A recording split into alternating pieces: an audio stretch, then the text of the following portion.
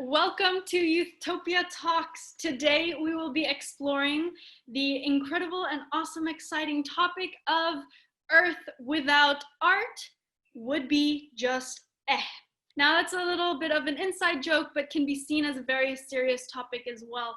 We're exploring more in depth the youth perspective on art in activism. Thank you for joining us today. If you're a fellow artist, welcome. Thank you for joining us here in this space today at YOUTHTOPIA Talks.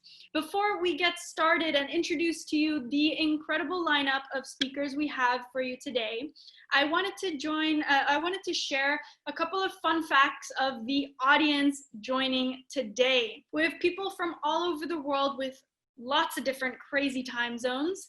The two major cities tuning in for this live webinar is actually, interestingly enough, Jakarta and Bali. So to all of you from Jakarta and Bali, hello, I'm sitting myself in Bali.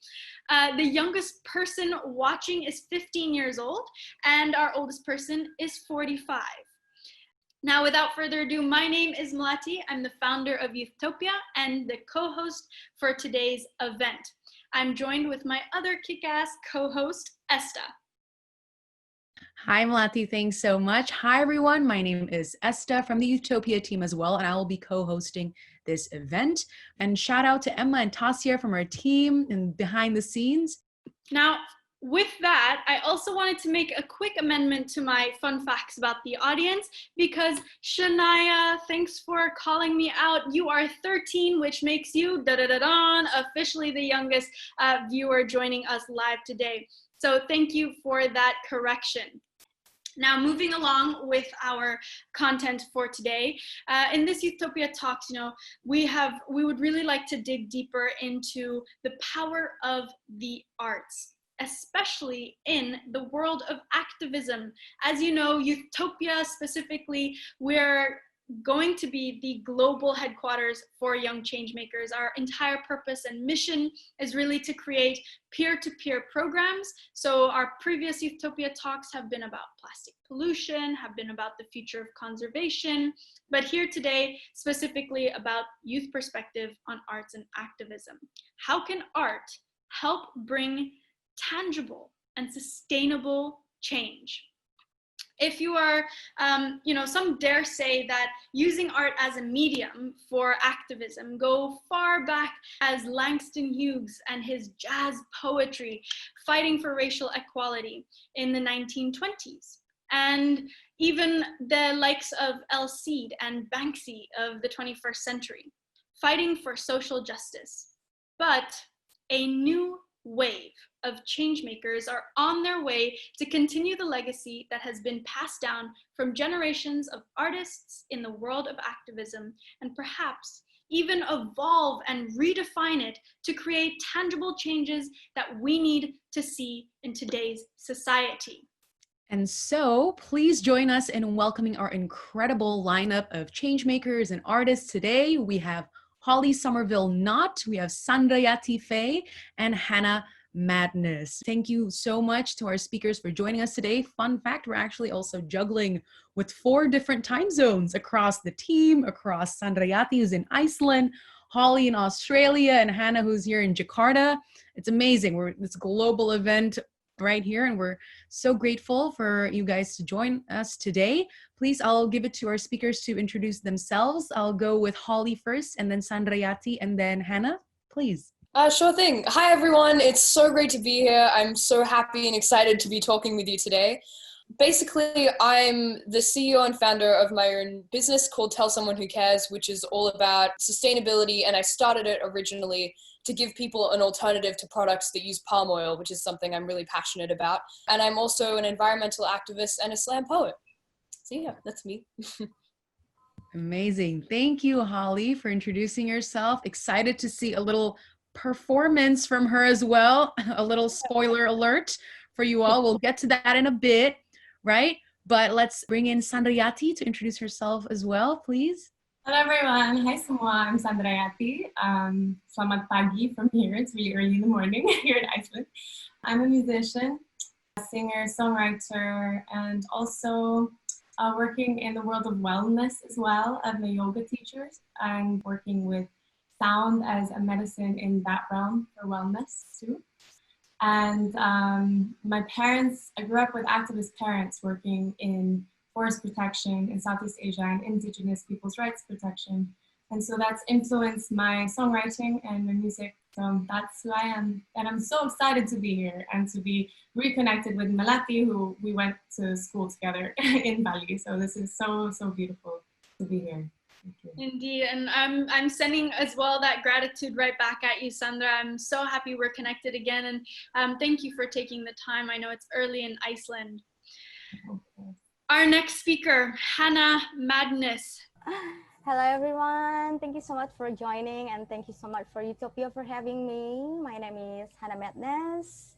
My real name is actually Hana Alfiki, or well known as Hana Madness. I'm Jakarta-based visual artist and I use my visual art to address mental health issues based on my experiences as a mentally disabled person. That's all I can say. Amazing. Thank you. Thank you again so much, Hannah, for joining us, for really using your platform and your art to raise awareness on a very important and often undermined issue of mental health and mental illnesses. So thank you so much for that. And again, big thanks to Sandrayati and Holley. And I think we can jump straight into our first question, the usual classic hot potato warm-up question here from our YOUTHTOPIA Talks to all our speakers. I think this is a really important question and really interesting question to dive deep into, the origin story of you all as artists. Is that when was that aha moment, or even maybe a memory that comes up on your mind when you first discovered your passion or talent towards the arts, or what you do today? Maybe we can start with Sandrayati. Yeah, so my first memory that comes to mind when I think this is the time that I wrote a rap because I loved Eminem. He was like my favorite. I was maybe 11 years old, so very inappropriate actually for an 11-year-old kid to be listening to Eminem.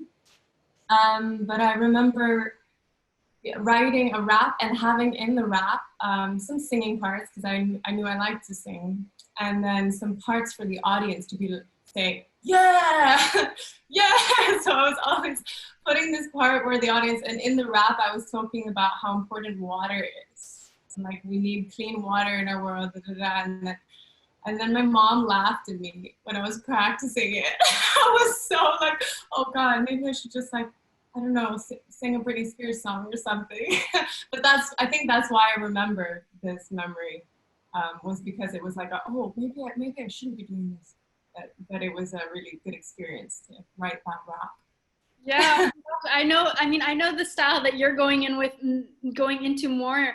So the thought of you doing a rap about water at like such a young age, that's an awesome memory. Thank you for sharing that one. Holley, what about yourself? What's your earliest memory of what got you involved, or what sparked your interest in slam poetry? A lot of, I guess, what started me on my journey was also a rap. Coincidentally, that's not how I got started. That was a little bit later down the track, I guess, which was pretty exciting and pretty cool. It was like a community project. I got a whole bunch of people involved, other rap artists that were coming in and kind of performing with me, and it was really cool. But I guess how I originally got started a few years before that was when I entered my school's little public speaking competition with a speech on environmental consciousness, which was something I was really interested in, even back then. And it was like my first time, I guess, having a platform that I could share my message with people. And I actually managed to win. And that was pretty exciting. And then when I was around 8, I started finding out about issues other than just environmental, like social issues, I guess, like poverty, homelessness, etc., social justice issues. And I decided I wanted to do something about that. So I started to use my passion for singing, which I was also, I'd love to do at the time. And I started busking on the streets to raise money and donate it. Yeah. And I used to sing a lot of soul songs, like Etta James and everything. So I was like this tiny kid belting out songs on the street corner, and it was It was pretty fun. And I kept doing that for a few years. I remember making my first ever donation to the Byron Salvation Army homeless shelter, which was such an awesome experience. I got to meet the people using the service. Newspapers came to cover the story, and it was a really great day. And after that, I decided to start a charity and keep raising money and donating to people in need. And so from then on, I found really awesome organizations doing great work and donated everything I could raise to them, and started bringing all my passions together, I guess, and traveling around Australia, singing, speaking, and eventually bringing slam poetry into that at schools, festivals, conferences, and events, and started advocating for all kinds of things. So it's been a really exciting past few years. It's been really fun and amazing. Yeah, I can imagine. I mean, even the way that you talk about it, you can really see the passion. Something that I like that you brought up was really building this strong connection with community. And I think that this tool of, whether that be through slam poetry or through singing or through raps, I think, Esta, you and I were picking up a current trend here, raps. If we have any rappers in the audience, please make yourself known. This could be the beginning of a career for you in the arts and activism space. But I think that the interconnectedness of creating that strong connection with communities is so beautiful, and the different platforms that are available. So we'll talk a little bit more about these towards the process of our conversation. But Hana, I wanted to give you the space as well. Tell us, what was your earliest moment? What made you feel gravitated towards art?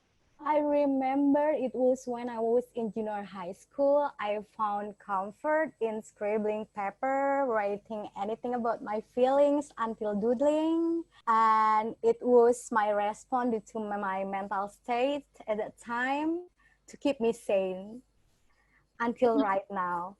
So yeah, firstly, it became such a therapy for my mental health.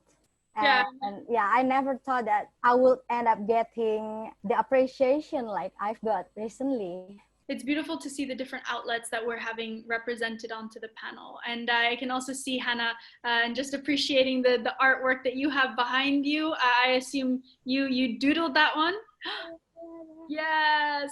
So, there's a different way. It turns from, that expression and that articulation as well of your thoughts. Being able to process that can turn into a sort of activism, a sort of connection again with people and a bigger message. So I think with that, we're heading into the next question. Lots of you here signed up because of the topic, art and activism. So next question for our panelists is, how exactly is art and activism intertwined? What is that common thread that we're seeing between the two?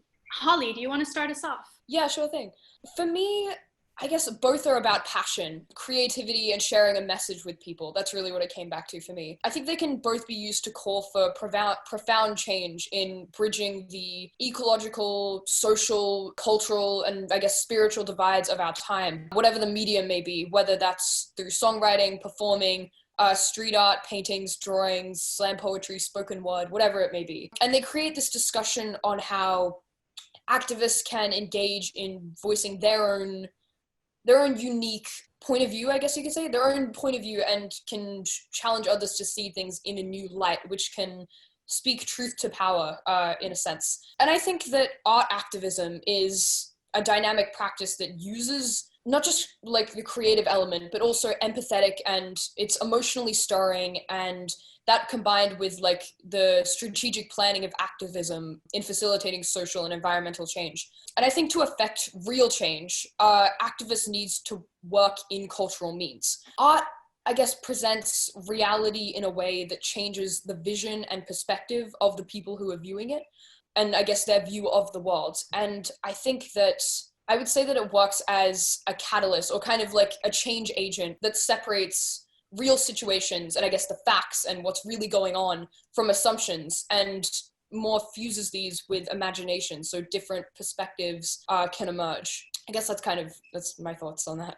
Amazing. I love that. I love how you mentioned that, at the end of the day, from the grassroots, culture is the one that really drives, at the foundation. Culture is the one that drives the change, speaking truth to power through culture and combining the different perspectives, even though it's all under the same umbrella, but really combining imagination with facts and really delivering it through various mediums that, through your slam poetry, through Sandrayati's music, Hana's visual art. So Love that perspective that you provide to this discussion, Holley. To Hana, what do you think? How and why do you think arts and activism are intertwined? Well, for me, art is one way to have our voice heard, but it is also a way to get into people's hearts and minds. When we done it right, art will make you bigger and powerful. And I think it's about connecting with other human rights issues in giving voice to people who are voiceless and marginalized. It is also about creating conversation and giving voice to questions that need to be answered. And if you stand up and fight against injustice or inequality, and of course, it can be in any form, I think it can be considered as an activism. And in my case, I choose visual art as my weapon. Visual art as a weapon. You know, Hana, what you were saying about really, this is a way to get your voice heard. And again, going back to what Holley was saying, it's true, not speaking, but truth to power, right? And myself, I don't know, for those of you that may be watching, I don't know if you consider yourself an artist or an artsy person. I particularly do not. But I think some of you will help me discover that it's not about, you know, the perfection, but it's actually about that creativity. And, you know, it's a different way of getting your voice heard and making it into people's hearts. It's something that I really connected with what you said, Hana. And I feel, Sandra, you will say the same thing. With your voice, you're able to really create that connection to people's hearts. But why don't you give us some insight to what your thoughts are, Sandra? Yeah, I love what everyone's saying. It's like so spot on, and especially the fact that like we need creativity to be able to strategize, because no time is like today. Like today has never been lived before, and so I think activism today is so, of course, so different than it was 20 years ago, right? And I think that it's a really interesting thing where we just look at the word active, and you take this and it can be put into so many different scenarios. So it doesn't mean that you need to be an artist or a singer or even like an extrovert to be active in what you feel like you can do in relationship to the world, in relationship to the earth, in the relationship to a social issue in the area that you live in. Like there are ways in which we can creatively activate how to be wholesome as a human being in relationship to these things. All things. And I think that art is a really good medium for us to remember that. Like us gathering to speak of this today is even an inspiring thing. And also, it also allows us to be very personal in it. Like for me, songwriting, I started writing songs because I had a crush on a boy. And I was like, oh my God, I don't know how to share my feelings. And we're not allowed to be together. It was a very Romeo and Juliet situation. And it was this like, wow, I can't express myself. I need to share something. And that was the first time I wrote a song. I was like, I think maybe these words make sense to me. And it didn't matter that that song was never really heard. For me, that was the growth of being able to be confident enough to know what I felt, to know my relationship to my surroundings, to grow into that. And that in itself is a form of activism. And we can say that today. I think it's a different time that we can say that, okay, it starts here. I'm not going to be using any plastic bags anymore. You know, like these little steps that it takes, and I'm going to choose to eat meat much less, or maybe not at all, or maybe I'm not going to have a car. And this is all these little things we're realizing. If we do it collectively, it changes something. Yeah. And that is art as well. Mm-hmm. I love that, the way you were able to just paint the picture again, and just saying as well that activism is not what it was all those years ago. It evolves, and with that, the art and the creativity and the ability to articulate and storytell and grow is what the movement is all about. And that's the similarities again between art and between activism, and it really goes like that, hand in hand. I just wanted to use this moment to also share again with our live audience. If you have a question that you are bursting to ask our panelists, put it in the comments section. Our team is actively looking, and you may be selected to unmute yourself, share your video, and ask face-to-face the panelists your question. But before those live questions, we also did a selection of some of the questions we got in our survey. So I'd like to ask the first question from Benjamin from Baku, Azerbaijan, what has been one of your favorite projects or pieces that you created? And maybe if we could keep it in the lens of like something with the art and with the activism, why was that your favorite? If we can maybe start with Hana. There are so many projects that become my favorite. One of which is the project that I did last year in collaboration with an institution that focuses in recovery of people with drugs and alcohol addiction in a city called St. Helens in the UK. It's a capital suicide of the UK, actually. So together we created, I shaped my characters, my doodle characters into big pieces. And I asked the people in there, their clients, the clients of the institution, to draw, to write anything about how they want to be treated in the community, how they want about the recovery process, about the positivity, about their life, about their patient. And then I made it into pieces and it was exhibited in a mental health festival called Mad Love Takeover in St. Helens. So after we finished all the pieces, I put together all the characters, and then it's into like a form of huge character with like flexible angle that represent our flexibility as a human being. And people wrote anything on it, anything empowering, anything powerful, and all the people who pass down the road can see that clearly, the installation. So yeah, I'm so happy. Amazing. Thank you for sharing that, Hannah. I think it's beautiful. Again, it speaks true to what Holley mentioned about how, you know, at the end of the day, art and activism, art specifically really goes down to culture. And in this sense, even your art is able to speak interculturally to, you know, to the UK, and how that also resonated with their community at St. Helens, and how, you know, your activism towards mental health and mental illnesses really spoke to them and to their community. And so we congratulate you on that. And now I pass it on to Sandra. What was the most memorable rap? Or perhaps, you know, one of your bootleg rap songs, or any memorable songs, or any, you know, passion projects that, you know, are your favorite and really come to your mind? There's one that I will share later on, but the one that first came to my mind was a project that I was a part of in university. It was a gathering weekly of university students to teach English to maintenance workers and janitors from South America who had immigrated to America and had been there for years but had never actually spoken English. And we formed a really beautiful community together. And it really felt like we were transcending all these boundaries, and how bizarre it was to be so segregated in a setting where we are a community, and yet they had no access to all the facilities that us privileged students had. And we ended up writing songs together and combined all these different lyrics from each person wrote a verse. And I was singing in Spanish and Indonesian and English. And over the years, we decided that we wanted to share our stories. It was a storytelling gathering, basically. It wasn't really English teaching. I was more learning Spanish. We did a project called Proyecto Carito. We drove from Boston to, where was it? It was somewhere into the middle of America. I don't know.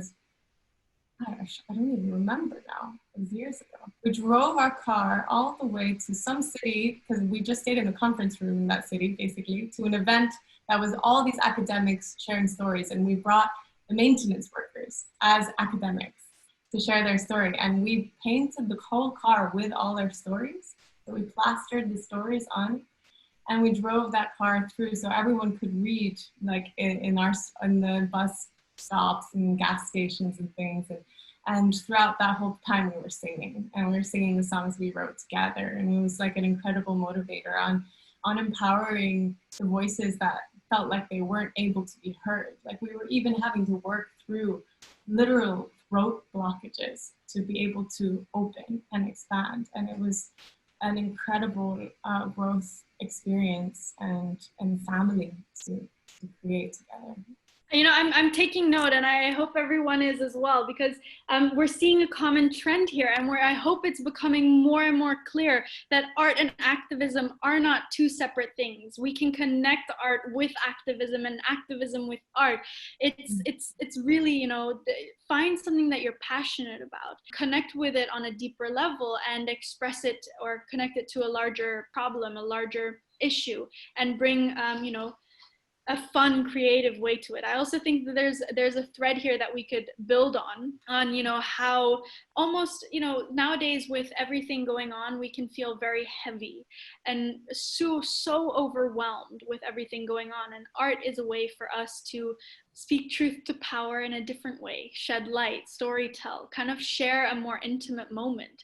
And so with that, sharing an intimate moment, we would like to share one with you right now. And Holley, this is where I'm going to ask you a slightly different question than what the two other panelists shared with us. Maybe you can go straight into it and share a project, or more specifically, a slam poem with us that you have prepared for us on this Youthtopia Talk. So Holley, I hand it over to you. Thank you so much. Yeah, I'm really excited to share this one with you guys. It's called Are You With Me? It's a slam poem I wrote last year, and basically it's about the importance of protecting the natural world. So I hope you enjoy it. I feel the sunshine on my skin and the blades of grass under my toes, but I know it won't last. I know it's starting to go. I see the forest reaching skyward. Spring's coming in fast, but it'll disappear if we keep talking like it'll last. They said that change was coming, but it's high time. You've had your turn, and now it's mine. They told us not to worry, but it's high tide. I've tried to carry the world on my shoulders, can't afford to wait until I'm older. We need everyone this time. We've built our empire on quicksand, destroying everything we see, but no one really has a plan. We think we're so smart, but there's so much we're missing. Yesterday is gone, and time is unforgiving. It's wasting away, and there's no one to blame but us. More is never enough. More is never enough. I know this message might sound cliche, but this is not just a story written down on a page. This is not just a poem to be performed on a stage. It's a call to action, a catalyst for change. I guess what I'm trying to say is that it is inescapable, inexcusable, and undeniable that we are at the center of this. We are the start of it. We are the ones who can end it. We are the cause. We are the solution. We are the stagnation of our decisions with the power to be a movement. We are what can be gained. We are what has already been lost. We are a materialistic, instant society, but we are also the cost. We are the same, stuck in our ways, but any of us can be the change and stop losing what we can still save. Instead of tearing down big, beautiful trees to make way for more roads, we need to tear down our even bigger 50-foot egos and respect our world where love and nature grows. Instead of causing the sea levels to rise above the need for greed, more power, more money, more buildings, making more dead products out of living things. Instead of stealing our future, we need to start healing the future so we can replant the trees, repopulate the bees, save biodiversity. Feel the breeze without breathing in pollution, swim in the sea without bathing in chemical solutions, restore the land to what it used to be. We are the key. We only get one shot at creating the future we want to see. So, are you with me? Thank you very much. Hats off. Wow, Holley. I'm just, Esta and I are here like just having the biggest goosebumps ever, and we're just like, how do we move forward after this? Look at all the applause. We have many virtual applauses for you. Thank you. Amazing. Thank you so much. I really appreciate it. Definitely a standing ovation. That was so powerful. Walk us through the process. Like, what was it like to write it down? Did it come easy? Did it come difficult? How do you articulate that well? I mean, it's funny because usually I'm not that great at articulating things, but with slam poetry, for some reason, it just comes easier to me. I guess that I really like writing things. I've always loved writing things down, and I love writing about what I care about or what I think needs to be talked about. So with that poem specifically, I wrote that one after I found a quote by Paul Hawkins, which I thought was really interesting and I guess thought-provoking. And the quote, if I can remember it, was, "We are going to have to figure out what it means to be a human being on this planet at a time when every living system is declining and the rate of that decline is accelerating." And that was really moving for me. And I wanted to, I guess, extend on that and find a way to find a way to, I guess, bring it into my art. Because whenever I see something like that, what gets me like super inspired, I'm like, oh, how can I do something with that? So yeah, I guess that was the thought process behind that one. Okay. Yeah, I think again, I can definitely feel the passion and the connectedness again to the urgency. And that's a common thread that, through all of our Youthtopia talks, for those of you that are coming back and joining us, you would have seen that all of our panelists, young change makers from all around the world, feel that sense of urgency. We don't have the time. And what you said as well in your sun poem is that we cannot afford to wait until we're older. And so that's where, you kind of get the rolling the sleeves up, pulling the boots up, and just getting to work. But it's not always that easy. So I want to look at Hana and Sandra. What are some of your ways that what's your source of inspiration? How do you, with everything going on, again, that heaviness feeling, how do you find the way to wake up in the morning and keep doing the amazing work you're doing? I think in this time, it's been, as you said, so overwhelming. And with the amount of news just coming with it's incredible that the world is so deeply connected in this pandemic. So in that sense, it's like, okay, we're always waking up every morning having to be like, okay, what now? Okay, how do we deal with this in a whole other level? For me, in this time, because of how overwhelming it is, and maybe Hana, this is something that also relates to your work directly. It's been so important. I needed to really tend to my mental health, and having to realize that is work as well in a time like this. And in a way, that is also a form of being active. Let's take that word active on how we're going to actually be a positive ripple to everyone connected to us in this moment. And I don't know about you, but I've had a hard time with that in the past months. And so to really, I've delved deep into my yoga practice and breathing practice and taking care of what I put into my body, like all the food I'm eating, and having to really start with this and come back to basics of being okay, my body is also the earth. This is the indigenous way in all over the world. Coming back to darahku juga air, my blood is also the water. Tubuh ini juga tanah. If I know how to take care of this body, then this is also me taking care of the earth. Is in a ripple effect. And it's having to come home to that and then knowing, okay, connecting to people now. We need to, we are so deeply interconnected, and being gathering inspiration and being okay, what can I do in this given circumstance of my life, in this place, in this moment? And that's taking some time to really know how to pounce on that. And so this is a sacred pause really to know how to take action. 100%. I agree with, I really appreciate how Sandra, you really take things holistically and see, how we are able to kind of set boundaries with our environment, but also with ourselves, and really come home to ourselves, right? Really come home to ourselves. And while we're, especially in the context of, what we've been going through for the past few months in this pandemic, while we can't go outside, I think it's important that we go inside and really see how we can process all our thoughts, and for artists and creators out there, and really use that time to get to know ourselves even more, to create and all that, right? Did you want to add something a little bit? I mean, exactly what you're saying. It gives you strength to create. You wrong in that. And I think that was something that activists in the past, my parents' generation of activists, I love, they're all, but they've also worn themselves out. There wasn't this internal coming in to okay, let me come home to this, gather the strength, gather that chi energy, and then be able to create and give. There you go, ladies and gentlemen, gather your chi, use this time well to really feel centered and gather your chi. Love that. I'm passing it on to Hana. What about you, Hana? What has been your process to really, escape that mind block when it comes to creating your art? It's gonna be a very long story, but let's make it shorter. Let's keep it short and sweet. As I mentioned to you guys before, I discovered art as a cathartic medium in maintaining my sanity during my high school years. It was my response to a mental crisis that I had since I was a kid, because I spent my childhood in a quiet, toxic environment. It was more like Bronx area, I guess.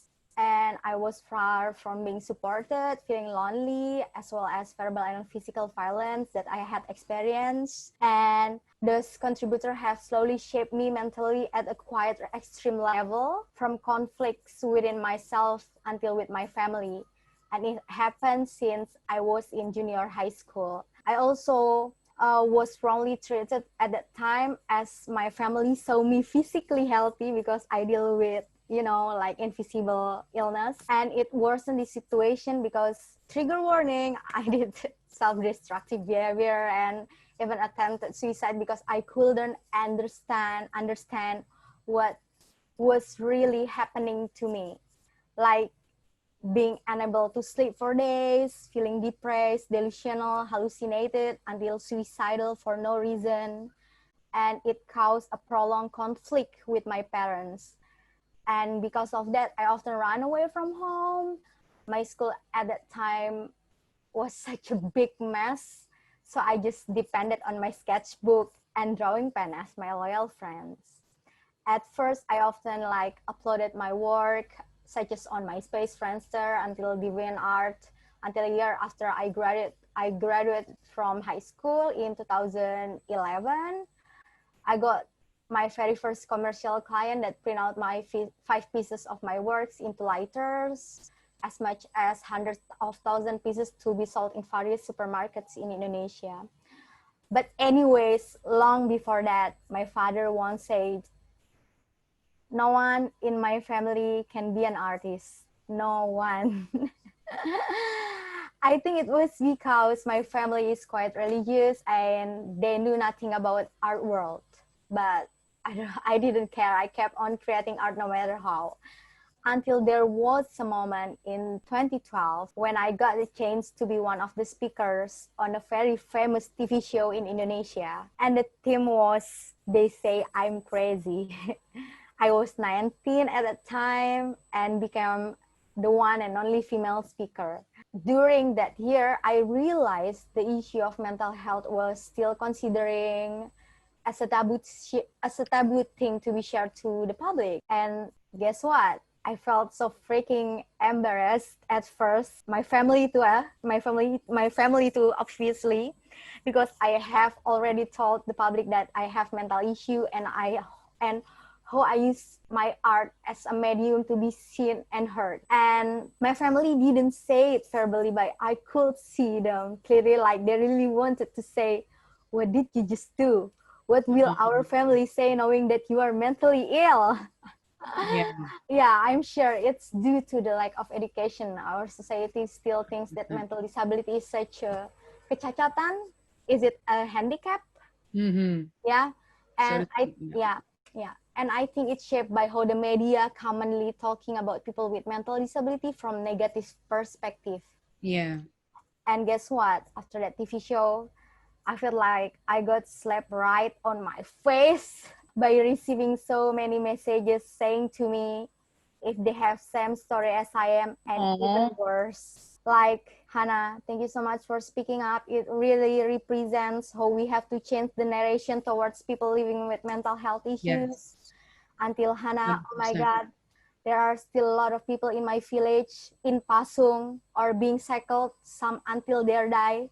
This Pasung or in chains phenomenon in Indonesia that inspired me with my collaborator from UK to create a short documentary film that writes about Pasung phenomenon that is still happening in Indonesia. I think that what makes me stronger to keep going and voicing this issue in various opportunities, such as seminars, talk show, until exhibitions. Nice. And Hannah, you know what you touched on and also Sandra, I kept seeing these common threads and through the slam poetries is talking about how do we debunk old, outdated institutions, mindsets, behaviors. How do we do this? And just before we start opening it up to our virtual audience, so again, ask your questions. Esta, Tasya, and Emma on the team of Utopia are looking for a live question. 1 or 2 we will take. But I did want to ask one more pre-sent in question from Raquel. from Stockholm, Sweden, right? We talked about we heard about these different, mindsets in old institutions, whether that's Generation X or baby boomers being slow in the way they used to do activism, boring themselves out, or the way they think about mental health. But there's also another old institution that is just so slow to change. So Raquel's question talks about the school system. Specifically, how can schools allow students to explore their interests, passion for activism and arts while still following an established framework? Who wants to tackle that hot potato? All right, Holley, I'll pass it to you. I think you're the youngest one, so take lead. Okay, I have some thoughts around that. Can you repeat the question one more time so I can just get a good understanding? Yeah, so the question is, how can schools allow students to explore their passion for arts and activism while still following an established framework? I guess it's the way that I've seen that unfolding at the schools I've spoken at, the schools I've been to. I've actually been to a lot of different schools. I went to 6 different primary schools plus the high school I've been at. So I've seen a lot of different frameworks, I guess, in the region that I'm in. And a lot of it, I guess, is just like starting conversations with teachers, looking at other, I guess, programs and awesome projects and looking at ways to bring that into the school, whether that's working with the student, I guess, committee, council, or the SLC or whatever it is, or stepping up and giving a presentation. And there's been a lot of amazing initiatives specifically around environmental activism that I've seen, and around the arts, where people have started projects and groups for students to come and join in their breaks and collaborate and create pieces together. I was actually recently on the panel of the school, one of the initiatives of the School Sustainability Network, which is actually where I met Malati last year, because they were doing a sustainability symposium, and it was awesome. We both gave presentations. I remember Malati's awesome opening address, and then I gave a workshop. And then recently, following up from that, they asked me to be one of the judges on a panel of judges for the Sustainable Teachers Awards, which was really interesting. And part of that was you had to go through all these nominations, obviously, read through them and see the awesome environmental initiatives and creative initiatives that all these teachers had brought into their schools to allow their students opportunities to learn and grow, and also for the teachers themselves to grow and improve their financial literacy. And it was incredible. There were so many different projects that had been started around recycling and connecting with the community, around sharing your own creative expression and using that to campaign for climate action, using that to inspire others to use their voices. And so I guess there's a lot of different ways that students can do that. And I guess it's about looking within your school at where you can start the conversation and how you can start that conversation. I think it's important also for young people you can start your own projects, which I think is a really awesome part of it. Like, instead of just like finding other amazing initiatives like YOUTHTOPIA and looking at how you can bring them into your school or your local community, you can totally start your own, which is something that I did. I've seen so many other incredibly inspiring young leaders have done, starting their own businesses, projects, online communities, social media pages, everything like that. Yeah, and create change that way. Exactly. I agree. There you go. A little plug right there, but I agree. I mean, it all goes down to a combination of both leadership from the youth, right? Student leadership really driving that change. But at the same time, we got to lean on the existing systems, getting support systems from our teachers and our peers at the same time. So hopefully, that can really inspire you all to start your own little things in your schools and in your local communities moving forward. And how about Hana? Do you have anything to add to that question? How do you think schools can, play a role in empowering our young generation to do their art? I will speak in terms of mental health. I think it is important to add a specific curriculum in school regarding mental health, because during my school years, based on my experience, when I was in a very bad mental state that impacted my academics, was hoping to get protection from like a counselor, what I got was judgment. Besides that, it is also important for me to equip our teachers about the importance of art for mental health, one of which is a form of a therapy, because in the past, what was taught was only technical matters. Also, from what I have learned from my several visits to the UK, the government in there has a large budget in promoting arts and inclusion for disabled artists, both mentally and in general. Many collaborative projects are carried out between artists in collaboration with schools, with children's hospitals, social services, until mental health institutions. I think that's really important. Yeah, I think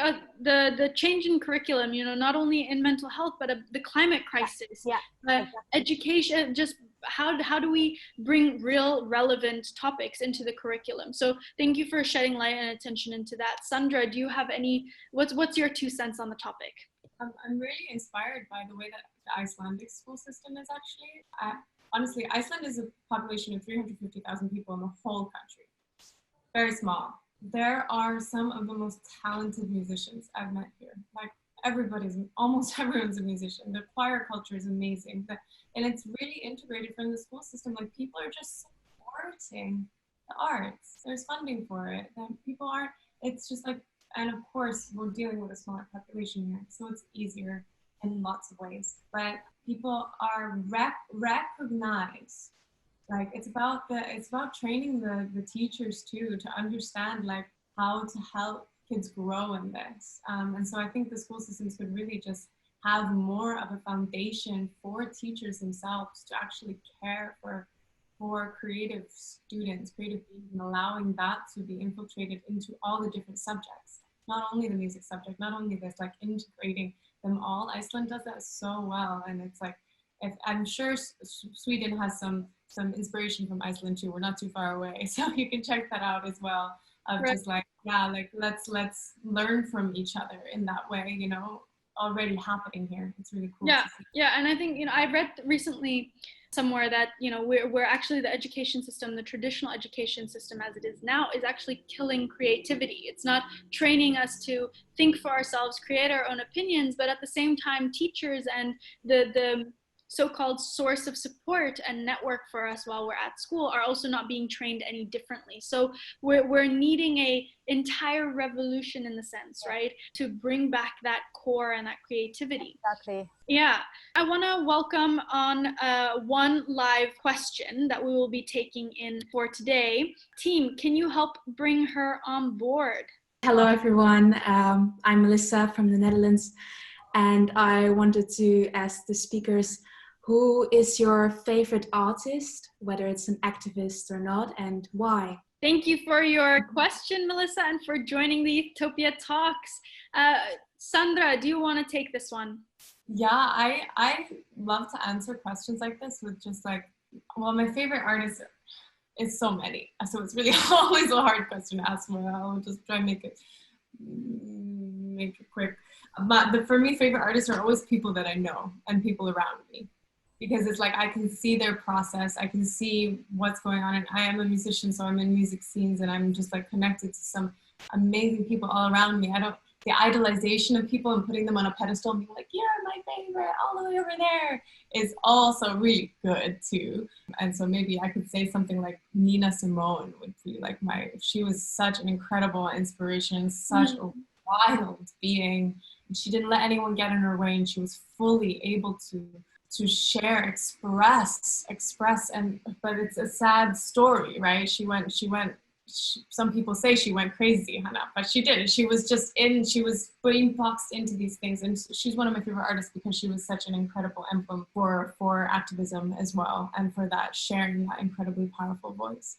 And again, like, some of my other favorite artists are like my mother. Like, she doesn't sing in front of other people, but she's like, her voice sang to me when I was in the womb, and she for me is an artist. And so it's all these people around me, my sisters, these are my favorite artists, and maybe even if we get to know each other, you'll be my favorite too.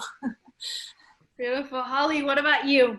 Well, for me, I grew up around Byron Bay, so there's a very rich performance culture here. I've met so many amazing artists at festivals and just through friends, like Luca Lesson, who's an amazing slam poet. He's really, really cool. And also Prince EA, which some people on the panel might have heard of him. He's pretty famous. He's written some incredible material. He wrote a slam poem about the school system actually a couple of years ago. He's done actually a few videos on the school system, which really breaks down basically what we were talking about before, which is is really cool. Also, something I meant to say before, that would be really cool would be to integrate the SDGs, Sustainable Development Goals, more into the curriculum. I didn't think to say that, but yeah. And also he wrote an incredible piece, Prince EA wrote an incredible piece called Dear Future Generations, I'm Sorry. And so, yeah, it's an environmental slam poem that I think has over 25 million views now. It's been shown at a lot of the schools I've been to in classrooms. It's very inspiring, very informative. And yeah, he has so many incredible videos, and he's definitely one of the people who inspired me to start slam poetry. One of the first slam poets I'd ever seen, and kind of gave me an idea of how to do it and the kinds of things I wanted to write about. I actually got the chance to meet him, which was awesome, and he's such an amazing guy. He's really nice, even in person, very humble. But yeah, basically, I guess that the people who inspired me the most are the people who showed me that I could use my voice to actually change things. And I really like to, I guess, take that on and use my material to show other people that they can change things too, and I guess carry that on. And also, as I said before, I used to do a lot of singing, a lot of soul singing, and Nina Simone, absolutely one of my favorites as well. Ella Fitzgerald, Etta James, everybody like that, Aretha Franklin. Yeah, I think they're absolutely amazing. But yeah, those are some of my inspirations. Beautiful examples. And Prince EA, I mean, I think I saw a lot of the cameras on nodding. So, we have the link in the chat if you're interested. Hana, passing it over to you. What is your inspiration? Oh my God, there are so many great artists out there who come from different backgrounds that inspire me a lot, who can grow up with their mental turmoil that they have. From Sylvia Plath, I love Anna Sexton, I love Virginia Woolf, until Vincent van Gogh. I mean, on how they are able to turn that turmoil into their source of inspiration. Their spirit inspired me a lot. Okay. Well, there you go, Melissa. I can tell from your happy smile that they answered your questions, and hopefully you'll join us for the next YOUTHTOPIA Talks. As you see, we have an incredible lineup of speakers. So thank you, Melissa, for your question. Thank you, everyone. All right, so with that, everyone, I know there were a couple more questions, but I do want to be respectful of the time from our panelists all around the world, from those of you tuning in. So I did want to keep respect to the time. We do have one beautiful parting closing, but we have a performance and a sharing session from Sandrayati. But before then, I wanted to invite everybody to, if you're comfortable, share your video. So unlock the video feature. Show us your beautiful face for a virtual group photo. This is always the best moment. I don't know if the other speakers have put it on gallery view because it's the best. All right, everyone give a little pose or a smile. I'm gonna take the group photo now. 3, 2, 1. Cute, amazing. Thanks so much. Over to you again, Melati. Awesome. Well, you're welcome to keep your videos on for this moment. Sandra, I'm going to pass it over to you. I know you're going to share a beautiful piece. Before that, I did want to just close and say again, thank you for everybody coming. I think as a summary, we're all very inspired and understand the interconnectedness between art, activism, and the many different ways that can take place. The power that it brings, the storytelling, again, the key parts, truth to power, and all the different forms. It is still existing, and we all can contribute to that. So Sandrayati, over to you. Thank you so much, Melati. This is such an inspiring gathering, and I'm so amazed and just really deeply moved by everybody here. This song that I'm going to share is a song that was written by Jess Santiago, who is a musician and activist in the Philippines, where my mother is from. And Jess traveled through Southeast Asia, like in the 70s, like gathering people from all over Southeast Asia, sharing songs, collecting songs, sharing them, realizing that, wow, this journey is quite similar all throughout Southeast Asia. What rights are needed? What stories are being told? And how weird that it was so disconnected from each other. Like Indonesia didn't understand what was going on in the Philippines. The Philippines didn't understand what was going on in Cambodia. It was really interesting. So he formed a group called Asian People's Music for Peace and Progress. And so it really is about about connecting and sharing, understanding that our stories are so similar. And this story was written in Filipino. It's called Halina, which means come now, come Halina. And it was translated into Indonesian. So I'm gonna be singing the Indonesian version. And the song goes through 3 different stories and talks about the struggle and the pain of each of these people, and they're personalized. The first person we meet is Lina, the second person we meet is Pedro, and the third is Ali Maria. And something happens to each of them, and it's a song about a calling for us to be aware of their story and to allow their stories to strengthen us and giving them compassion. So this is Marila.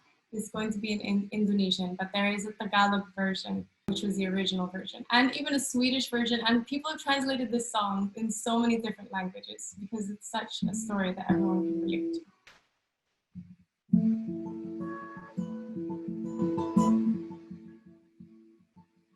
Yuna sikatis lan cantik nian, bekerja malam di pabrik pakaian, ikut serikat, lakukan pemogokan, ada kekacauan, dan Lina hilang, ia ditemukan, telanjang tak bernyawa.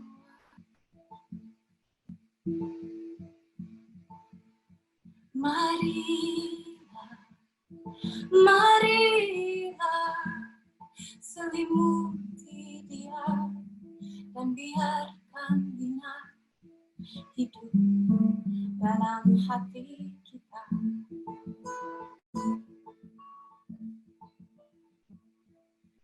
Pedro Pilate, petani tua, sawah ladang harapan hidupnya.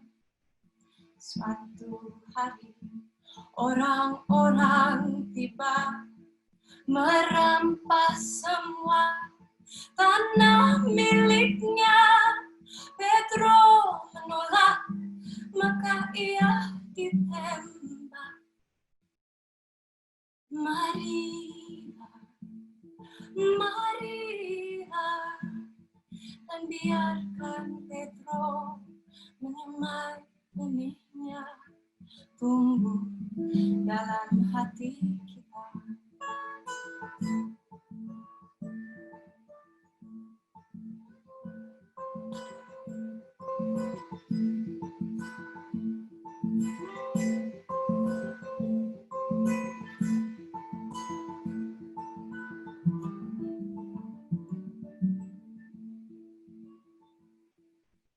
Ale Maria dan keluarganya hidup di antara gunungan sampah. Tiba-tiba mereka digusur paksa karena wisatawan akan tiba. Sebuah keluarga kehilangan rumahnya. Marilah, marilah, mari bangun rumah dalam hati kita untuk paling marilah. Marilah, marilah.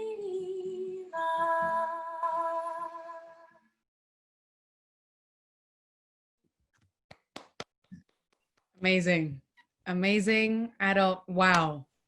Wow. I think you can already see everyone's virtual kind of applause, the comments, chills. Amazing. I mean, we've already given, Sandrayati's Instagram to the chat section. That was a beautiful rendition of that song. Thank you for sharing. Thank you for your vulnerability, Sandrayati, for really opening up through that song. Thank you. Much appreciated. And thank you to Hana. Thank you to Holley. You can find their social media links, everything in the chat section. Our Youthtopia team has sent it over.